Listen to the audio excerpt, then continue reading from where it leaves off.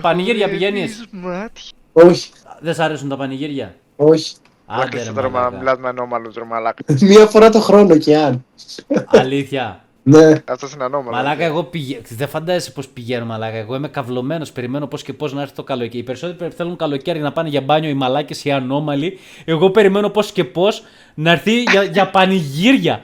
Να πάω για να βλέπω εγώ να χορεύω και άλλοι δίπλα μου να τσακώνονται, μαλάκα. Να παίζουν μπουνιές.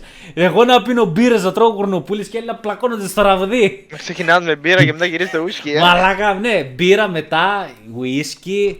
Ο άλλος με το κλαρίνο να λέει ρε παιδιά, ηρεμήστε λίγο, ήρθαμε να διασκεδάσουμε. Το 73-01 εμποδίζει. Το 73-01 τελικά το κλέψανε, αφήστε το.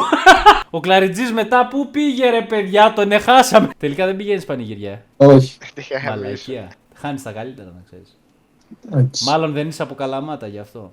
Από Καλαμάτα είσαι. Ναι ρε φίλε. Πόσα κιλά είσαι? Γιατί? Να δω αν μου κάνεις για κανένα νεφρό τίποτα τέτοιο. Έλα Καλαμάτα. Πάμε πανηγύρι. Έλα ρε μαλάκα! Μάριε το παλικάρι πέθανε Μάριε. Λέει που έμπλεξα.